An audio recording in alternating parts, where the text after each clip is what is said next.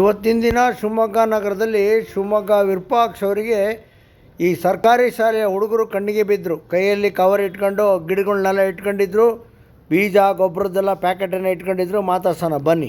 ನಮಸ್ಕಾರ, ನಾನು ಶಿವಮೊಗ್ಗ ವಿರೂಪಾಕ್ಷ ಮಾತನಾಡ್ತಾ ಇದ್ದೀನಿ. ಇವತ್ತಿನ ದಿವಸ ನೋಡಿ, ಸರ್ಕಾರಿ ಶಾಲೆಯ ಮಕ್ಕಳಿಗೆ ಬೀಜ ಗೊಬ್ಬರ ಅಲ್ಲದೆ ಹೂವಿನ ಗಿಡಗಳನ್ನೆಲ್ಲ ಕೊಟ್ಟಾರ. ಮನೆಯಲ್ಲಿ ನೆಟ್ಕೊಳ್ಳಿ, ತರಕಾರಿ ಬೆಳ್ಕೊಳ್ಳಿ ಅಂತೇಳಿ. ನಾನು ಅವ್ರನ್ನ ಮಾತಾಡಿಸ್ತೀನಿ. ನೋಡಿ, ಯಾವ ಸ್ಕೂಲು ಪುಟ? ಸರ್ಕಾರಿ ಪ್ರೌಢಶಾಲೆ ದುರ್ಗಿಗುಡಿಯಿಂದ. ಹಾಂ, ಇವತ್ತು ತೋಟಗಾರಿಕೆ ಇಲಾಖೆಯವರ ಕಡೆಯಿಂದ ಬಂದ್ಬಿಟ್ಟು ಸ್ಕೂಲಲ್ಲಿ ಪ್ರೋಗ್ರಾಮ್ ಎಲ್ಲ ಮಾಡಿ ಮನೆಯಲ್ಲಿ ಗಿಡ ಎಲ್ಲ ನೆಡ್ರಿ ಅಂತೇಳಿ ತರಕಾರಿ ಬೀಜಗಳನ್ನೆಲ್ಲ ಕೊಟ್ಟಿದ್ದಾರೆ. ಇದರೊಳಗೆ ಪಾಲಕ್ಕು, ಟೊಮೊಟೊ, ಚಿಲ್ಲಿ, ಆಮೇಲೆ ಗಾರ್ಡನ್ ಇದು ಬಟಾಣಿ ಗಿಡ ಎಲ್ಲ ಬೀಜ ಎಲ್ಲ ಇದೆ. ಆಮೇಲೆ ಏನು ಬೀಜ ಕೊಟ್ಟಿರಪ್ಪ?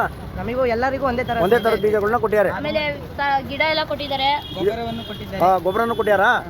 ಓಕೆ, ಇದನ್ನೆಲ್ಲ ಹೋಗಿ ಮನೇಲಿ ನೆಟ್ಟು ತರಕಾರಿನ ಬೆಳಿತೀರ ತಾವೆಲ್ಲ? ಬೆಳಿತೀವಿ. ಯಾವ ಗ್ರಾಮ ನಿಮ್ಮದು? ಬೊಮ್ಮನಕಟ್ಟೆ. ನಿಂದು ಯಾವ ಗ್ರಾಮ?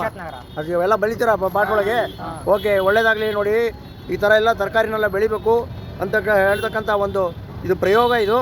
ಯಾಕೆಂತಂದರೆ ನೀವು ತರಕಾರಿನಾಗಲಿ ವ್ಯವಸಾಯನ ಆಗಲಿ ಮಾಡ್ತಕ್ಕಂಥ ಆಸಕ್ತಿಯನ್ನು ಬೆಳೆಸ್ಕೊಳ್ಳಿ ಅಂತ ಸರ್ಕಾರ ಕೊಟ್ಟಿದ್ದಾರೆ.